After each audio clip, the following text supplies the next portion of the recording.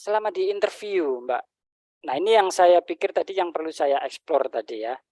Ada kontraproduktif yang selama ini saya baca dan saya dengar dari teman-teman awardee yang lain gitu ya, bahwa pengalaman organisasi itu Hmm. penting gitu ya, menunjang. Nah, ternyata Mbak Aryani mempunyai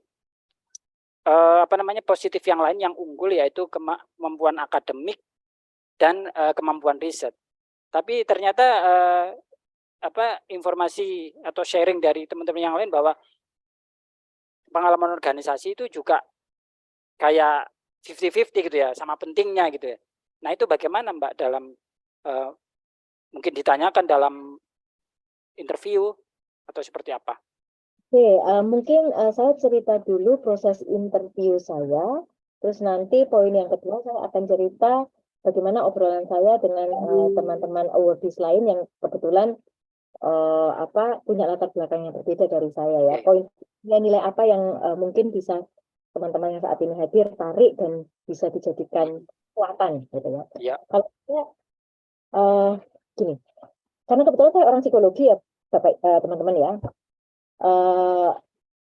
Saya itu terbiasa ketika dulu mau ujian skripsi atau mau interview beasiswa, saya itu akan list down pertanyaan-pertanyaan yang mungkin akan ditanyakan dan gimana caranya saya menjawab supaya saya lead ke pertanyaan lain yang saya kuasai agar si penanya tersebut tidak punya kesempatan untuk menanyai hal yang bukan area saya gitu ya. Karena saya tahu nilai akademik dan kemampuan riset itu nilai poin unggulan saya, jadi selama proses interview itu saya memberanikan diri untuk berargumen secara teoritik, secara ada konsep-konsep, ada teori-teori yang saya pakai untuk menunjang atau mensupport jawaban saya, gitu ya. Untuk argumen-argumen saya selalu mencoba mengaitkan dengan teori-teori di psikologi, gitu. Sehingga penanya pada saat itu, saya ingat sekali karena saya di aplikasi saya mengambil jurusan riset pendidikan ya, jurusan assessment dan evaluasi, gitu-gitu ya. Jadi banyak pertanyaannya kemudian diarahkan seputar topik-topik tentang long distance education, tentang konsep-konsep pendidikan, dan itu pertanyaan-pertanyaan yang saya suka karena saya memang suka sekali berdiskusi hal-hal yang konseptual, hal-hal seperti itu. Jadi waktu interview saya merasa on point sekali. Ini interview yang saya mau. Saya sama sekali tidak ditanyakan tentang organisasi. Oke. Oke. Jadi benar-benar pure tentang teori konsep yang saya kemukakan sebagai jawaban saya. Satu Oke. poin Ya, silakan, Mbak. lagi, mungkin ya Mas. Saya merasa begini teman-teman. Kadang-kadang kita interview itu kita takut ya untuk berargumen. Karena kita takut jangan-jangan orang yang kita kuasai itu lebih Berkuasa. gitu. Kayak kita jadi adu pendapat, tapi kadang-kadang saya dengar ada juga yang bercerita adu pendapat dan akhirnya ada ya, tapi kebetulan ketika proses interview APS saya dulu, orang yang menginterview saya itu orang-orang yang benar-benar mau mendengarkan apa argumen kita dan mereka membuat diskusinya itu seimbang gitu ya. Mereka mendengar masukan saya, apa pendapat saya, kemudian mereka menimpali, kemudian jadi dua diskusi yang open, terbuka. Menyenangkan sekali. Saya merasa tidak terintimidasi sama sekali di dalam proses diskusi. Meskipun orang-orangnya adalah orang-orang senior yang saya tahu mereka punya kapasitas di situ ya. Asalkan saya diri ketika menjawab. Nah, itu kuncinya ya. Yang tapi dengan bahasa Inggris saya, teman-teman, bahasa Inggris saya itu tidak bagus ya. Ingat nilai tadi perjalanan saya mempersiapkan bahasa Inggris, sehingga ketika interview saya percaya sekali kemampuan bahasa Inggris saya itu sangat standar. saya ingat sekali waktu itu saya tidak bisa mengucapkan kata paradigm, gitu ya. Sehingga Oke. waktu itu saya ucapkan adalah paradigm, gitu. Paradigm, saya bolak-balik seperti itu. Oke. Diam terus dia senyum di satu poin, kemudian dia bilang, it's not paradigm, it's paradigm. Okay, that's what I mean, paradigm. Alright. Jadi karena di awal dia sudah membuka diskusi yang open, ramah, membuat saya nyaman. Sebenarnya ketika saya dikritik itu saya tidak merasa saya rendah diri, saya tetap antusias. Nah, mungkin itu poin plus yang membuat minus waktu itu. Oke, anak ini punya semangat untuk belajar, punya semangat untuk berdiskusi dan sebagainya. Itu poin dari saya. Jadi saya sama Ya. sekali organisasi. Tapi setelah saya waktu itu kemudian kan kami kursus bahasa Inggris di Bali ya. Jadi untuk AAS yang Australian Awards lah ya, Ya. ADS, AAS, biasanya akan ada persiapan bahasa Inggris di Bali atau di Jakarta untuk sebelum kuliah. Nah, saya kan ketemu dengan banyak awardees itu. Saya bertukar pikiran. Ternyata ada teman-teman saya yang full dari NGO. Mereka benar-benar boosting, mereka benar-benar menceritakan keunggulan mereka ketika mereka di organisasi. Ada saya, bahkan ketika interview, dia meminta interview dengan berbahasa Indonesia. Dan itu interview. Wow. Itu ya teman-teman ya, itu tahun 2004. Saya tidak tahu apakah kemudian saat itu dibolehkan, tapi waktu itu sharing yang membuat saya sedikit shock dan bisa ya interview. Ya, waktu itu kebetulan dia ditawarin sih memang, karena ketika dijelaskan dengan bahasa Inggris mungkin kurang pas. Ada satu interviewer yang bilang, do you mind to be interviewed in bahasa? Dia bilang, oh iya boleh. Gitu. Akhirnya sepanjang proses interview itu bahasa Indonesia yang digunakan. Ketika bahasa Indonesia dia lebih lancar dan kebetulan dia terpilih juga. Dulu waktu S2 menjadi ketua PPI Aflindes pada saat itu, satu level. Itu kemampuan organisasinya yang benar-benar ditonjolkan. Dan memang luar biasa, dia sejak kuliah dia sudah aktif di NGO, sudah volunteer di banyak organisasi untuk untuk buat program-program untuk masyarakat, program-program fasilitasi dan sebagainya. Dan itu jadi nilai tambah dia ketika proses. Jadi jadi begini, kuncinya begini Mas Yudi, terkait dengan Mas Yudi. Kita itu setiap orang kan unik kan ya. Ya. Setiap orang unik, kita punya potensi sendiri-sendiri. Ya. Jangan khawatir untuk, kalau saya potensinya memang di akademisi, saya tidak punya pengalaman sama sekali di organisasi atau yang berkaitan dengan itu, jangan minder. Gali saja potensi kita, tampilkan, buat orang percaya bahwa potensi kita ini sangat bisa membuat kita berhasil. Minder dengan orang lain yang, dia kok punya kekuatan ini, saya kok nggak punya ya. Gitu. Orang lain yang punya kekuatan di organisasi, tampilkan itu. Dia, ada teman saya yang nilainya kuliah pernah 1, dan dia keterima beasiswa. IP semester. Ketika dia kalau tidak salah sekitar 2,5 mungkin ya, 2,5, tapi karena dia jurusan teknik, nilai segitu oke lah ya, standarnya tetap. Dia diterima. Ada satu teman saya juga langganan beasiswa banget ini. Ini dia buruk di UI. Dia alumni UI. Entah Mas Yudi pernah dengar nama ini atau tidak, namanya Mas Anggit Arifanto. Beasiswanya luar biasa, banyak sekali. Dia kemudian kerja di NGO internasional, saya kurang tahu apa. Dia bilang IPK-nya jelek. IPK ya, bukan IPS. Dia lulus UI, IPK-nya jelek, tapi bahasa Inggrisnya keren. Dia benar-benar kemampuan komunikasinya dia. Hmm. Jadi teman-teman lihat ya, setiap kita itu Ya. punya sendiri-sendiri dijual itu. Ya. Well, pede dengan apa yang kita punyai, itu sih Mas. Oke, wah, oke, menarik ini ya. Jadi teman-teman tidak perlu saya sarikan ya, itu sudah menggetarkan ya. Saya pikir sharingnya Mbak Aryani barusan poin-poin bahwa kita menonjolkan apa yang kita kuat memang gitu ya. Itu aja dipoles ya.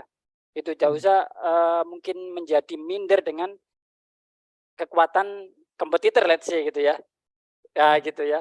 Oke. Nah ini menarik ini. Saya kira teman-teman ini bisa, oh oke. Jadi memang harus mengasah, membulatkan apa yang kita kuat gitu ya. Tapi saya poin yang menurut saya seperti di iklan-iklan, don't try this at home ya gitu. Yang Mbak Arini bilang tadi, kira-kira yang saya bisa menggiring gitu ya, ngelit interviewer seperti apa yang saya inginkan itu. Nah karena memang backgroundnya adalah psikologi gitu ya. Kalau enggak ya mungkin ya bisa aja mau dicoba-coba ya boleh. Tapi kan beresiko itu kalau tidak menguasai medan kan beresiko kan gitu ya. Iya, iya. Benar-benar. Oke. Nah, oke. Kita sudah dapat poinnya itu, perjuangan itu saya kira bisa applied untuk any level sebenarnya. Oke. Nah, kemudian skip aja kemudian lolos gitu ya. Lolos gitu kuliah. Nah, teman-teman waktu lalu kita juga sharing dengan Mbak Aryani, ada videonya juga mengenai bagaimana pengalaman kuliahnya di luar negeri gitu ya. Bagaimana kuliah S2 itu seperti apa di luar negeri, kemudian menjalani kuliah S3 seperti apa. Nah, kali ini kita ngomongin perjuangannya. Karena kita lihat ternyata tidak semulus apa yang kita lihat gitu ya. Kok enak ya habis itu jadi lulus S1 diterima jadi dosen, dapat S2 keluar negeri pula, enggak lama kemudian pergi ke S3 pakai beasiswa juga mulus. Ternyata di balik itu perjuangannya sangat keras itu tadi ya, ada tekanan sebagainya. Nah, saya meloncat ke beasiswa yang kedua, Mbak. Nah, itu bagaimana ceritanya? Itu kan Endeavor itu kan salah satu beasiswa yang bergensi juga gitu ya, yang ketat juga gitu ya. ADS atau APS tadi juga ketat juga sebenarnya ya. Kalau dibilang karena itu saya tahu kuotanya enggak banyak, tapi pelamarnya kalau saya lihat dari tahun per tahun itu kan ribuan gitu ya, sedangkan kuotanya sedikit ya, itu kan very kompetitif gitu ya. Nah, sekarang Endeavor yang saya tahu, nah mungkin Mbak Aryani bisa cerita, yang saya tahu Endeavor itu di atasnya itu ya, dari sisi competitiveness-nya lebih dari itu. Nah, Mbak Aryani bisa cerita bagaimana perjuangannya di Endeavor beasiswa untuk S3. Oke, mungkin sedikit informasi perbedaan AAS dengan Endeavor barangkali ya. Jadi AAS itu dulu namanya ADS, Australian Development Scholarship, kemudian menjadi Australian Award Scholarship. Itu beasiswa yang sifatnya G2G, government to government, gitu ya. Jadi AAS itu benar-benar full untuk aplikan Indonesia. Yang pernah saya dengar biasanya kuotanya itu sekitar 200-an untuk level S2 dan S3, dan aplikannya memang puluhan ribu, gitu ya. Jadi memang benar kata Mas Yudi tadi, selektif sekali, gitu ya. Nah, Endeavor itu bukan G2G sebenarnya, bukan government to government project gitu, tetapi itu inisiatif pemerintah Australia untuk memberikan beasiswa bagi seluruh warga negara di Asia Pasifik. Level aplikasinya memang lebih luas gitu, dan yang diterima lebih sedikit, jauh lebih sedikit. Saya dulu waktu angkatan saya diterima Endeavor itu tahun 2014 ya. Jadi proses seleksinya 2013, saya berangkatnya 2014. Itu untuk S2 dan S3 itu hanya 10 orang total. Karena kan kemudian ada awardees dari negara lain kan ya, dari di negara-negara Asia Pasifik gitu ya. Nah, mungkin pertanyaan Mas Yudi tadi bicara tentang bagaimana persiapannya untuk bisa mendapatkan M4. Teman-teman, sebenarnya saya bukan tipe orang yang mentarget saya harus M4. Saya harus AAS, saya harus beasiswa tertentu, tidak. Tetapi persiapan saya adalah saya mau habis S2 ini saya punya target nggak untuk S3. Kalau saya punya target untuk S3, saya sudah harus mempersiapkan di S2 saya. Ini pun yang seringkali saya sampaikan ke anak-anak S2 yang saat ini sedang S2, saya akan selalu tanya, kamu punya target nggak ke S3?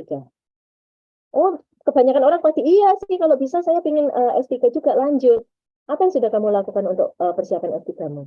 Loh, Kak, harus siapkan dari sekarang ya? Loh, kamu siapkan dari kapan? Gitu kan ya. Nah, bagaimana keterkaitan S2 dan S3 ini, teman-teman? S3 itu komponen utamanya adalah riset. Gitu ya. Tergantung sih sebenarnya. Kalau saya jurusan pendidikan, itu ada yang PhD dan ada yang EdD. Kalau yang PhD itu yang full research itu ya, benar-benar hampir kayak tadi yang S2 full research. Tapi kalau yang EdD itu ada komponen teaching-nya, dia ada komponen course untuk mengajar dan sebagainya. Gitu ya. Saya jelas tidak akan ambil EdD karena saya mau ambil yang jalur PhD, yang full research. Sehingga ketika di S2, saya harus punya mata kuliah yang berbau research untuk ngumpulin kredit riset saya di S2. Kebetulan di S2 saya ngambil program yang separuh research dan separuh course ya. Jadi yang saya bilang kombinasi tadi ya. Artinya ketika saya 2 tahun kuliah di Flinders itu, 1,5 tahun itu saya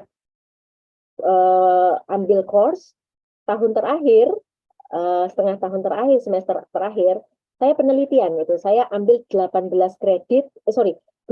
kredit untuk penelitian. Di Flinders itu kreditnya seperti itu. Sehingga ketika saya apply S3, ternyata kredit kuliah saya yang berbau penelitian itu dihitung ternyata sama Adelaide Uni. Oh, ternyata dia waktu S1 ya karena jurusan saya waktu S1. Jurusan saya waktu S2 itu Educational Research, Assessment and Evaluation, sehingga topik-topik atau course-course yang berkaitan dengan riset itu banyak sekali. Saya ngambil basic research, saya ngambil basic statistik, ada advanced statistik, terus saya ngambil advanced research, terus saya mengambil qualitative research. Jadi komponen course yang berbau research itu saya banyak sekali di S2 saya. Apalagi di semester terakhir saya ngambil tesis ya. Saya ngambil data ke Indonesia waktu S2 saya. Sehingga saya tergolong mulus untuk dapat letter of acceptance dari Adelaide Uni. Dengan syarat IELTS-nya kembali harus target. Waktu itu IELTS-nya 7.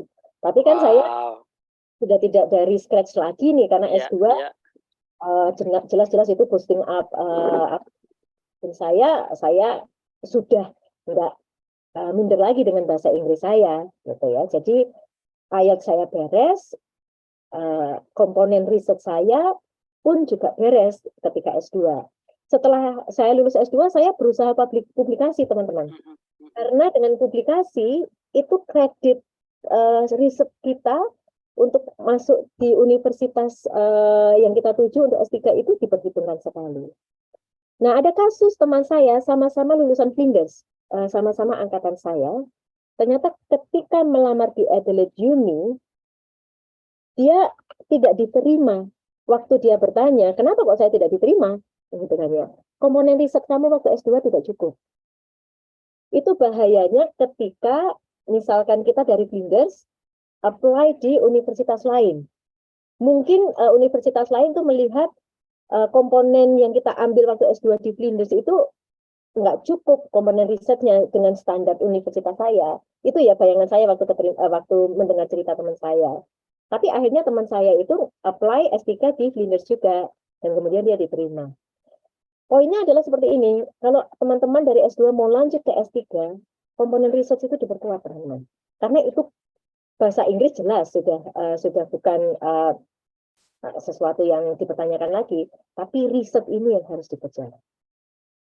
Nah, setelah saya beres dengan urusan komponen riset tadi itu, saya apply cari beasiswa apa. Waktu itu sebenarnya Endeavor sama AAS itu berbarengan proses pembukaan aplikasinya. Saya melamar dua-duanya, teman-teman. Saya melamar yang Endeavor, saya juga melamar AAS. Tapi kemudian pengumumannya Endeavor Endeavor pengumuman terlebih dahulu. AAS saya sebenarnya keterima juga. Waktu itu harus interview di Jakarta. Karena level S3 itu ternyata interviewnya tidak di kota tempat kita, tapi kemudian harus ke Jakarta.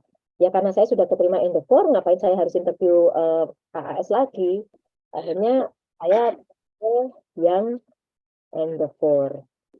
Tapi mungkin saya mau lebih spesifik lagi, bagaimana saya bisa diterima di Endeavor? Ya. Jelas nilai akademik saya ketika kuliah S2 itu saya memang usahakan, saya memang kerja sekali nilai akademik yang tinggi, teman-teman. Saya bukannya mau menyombongkan diri ya, tetapi saya berpikirnya begini, saya harus punya nilai jual yang standarnya itu unquestionable gitu. Apalagi salah satunya adalah dinilai gitu ya. Jadi ketika start dari awal saya kuliah, saya itu benar-benar tidak main-main. Dalam artian saya bukan bilang bahwa teman-teman saya yang bekerja sambil kuliah itu main-main gitu ya. Tapi saya memang buat keputusan ketika saya kuliah 2 tahun, saya tidak akan bekerja sama sekali karena itu bisa mengurangi performance saya. Dan lagi pula ketika saya dapat beasiswa itu is more than enough for me. Saya pun masih bisa menabung, suami saya bekerja, what else gitu ya. Jadi saya benar-benar kuliah. Tapi ada juga teman-teman saya yang memang bekerja dan mereka bisa bertanggung jawab gitu. Pun ada cerita teman-teman yang akhirnya ketika di Australia awalnya kuliah ternyata bekerja lebih menyenangkan karena gajinya teman-teman meskipun pekerjaannya adalah blue collar type of work gitu kan ya, gajinya bisa double-double dibandingkan pekerjaan kita di Indonesia. Karena bekerja sehingga kuliahnya tidak dilanjutkan. Selesai. Nah, itu disayangkan. Iya, iya. Saya maintain nilai saya selama 2 tahun itu bagus. Saya benar-benar maintain itu ketika S3 itu harus jadi nilai plus saya. Bapak Ibu, teman-teman, Endeavor itu tidak ada interview. Tidak seperti AAS yang kemudian ada interview, kita harus defense proposal penelitian kita di depannya interviewer, tidak. Endeavor itu benar-benar berdasarkan paper yang kita masukkan. Menurut saya, salah satu yang jadi nilai plus saya sehingga kok bisa ya, Endeavor saya sendiri juga kaget, kok bisa saya diterima di Endeavor ya karena nilai saya. Nilai saya yang memang menurut saya itu tinggi gitu ya. Saya mendapat nilai HD dan DN, high distinction dan distinction, tidak ada nilai yang grade. Jadi bagaimana belajar seperti itu? Tadi kan pengalaman belajar di Australia, baca sebelum kuliah. Jadi saya bersyukur ya, saya mendapat pola pengasuhan dari ibu saya yang memang mengharuskan untuk belajar dulu, belajar ketika di luar negeri. Kita itu, saya itu merasa saya tidak akan bisa 100% belajar hanya datang dari perkuliahan. Saya harus belajar, saya harus baca jurnal, buku-buku. Ketika bagusnya di Australia itu ketika ada assignment, kita tuh kalau di education ya, assignment-nya itu biasanya di awal, UTS dan UAS. Soalnya itu sudah diberitahukan di awal sekali. Jadi kita tuh sudah tahu soalnya apa. Karena essay kan 3.000 kata, 4.000 kata gitu kan ya. Jadi kita tuh bisa nyicil dari awal. Dan itu saya benar-benar fokus untuk assignment saya. Dan kemudian ada satu assignment yang saya pakai di kuliah yang lain. Jadi nyambung dan itu kemudian end up di tesis saya yang terakhir. Jadi dari awal tuh saya sudah punya ide tesis. yang kemudian saya bangun sedikit-sedikit lewat mata kuliah yang saya ikutin. Tesis terakhir itu sudah kumpulan dari mata kuliah saya di depan. Dan tesis saya ini memang kemudian akan saya lanjutkan di disertasi saya. Jadi Bapak Ibu lihat ya, planningnya dari awal sekali. Saya tuh dari awal masuk sudah bilang saya mau S3. Jadi dari awal saya harus ada benang merah dari proses kuliah terakhir. Dan memang saya mengejar di nilai karena saya tahu itu poin itu kelebihan saya, gitu kan ya. Jadi itu kenapa saya bisa dapat Endeavor menurut saya karena tidak ada proses interview ya. Mereka Jadi benar-benar berdasarkan aplikasi ya dan dokumen ya Mbak ya. dan nilai saya menurut saya yang menjadi poin plus saya. Poin plus. Biasalah 7, semua orang juga di level saya ya mau tidak mau harus dapat 7. 7 ya.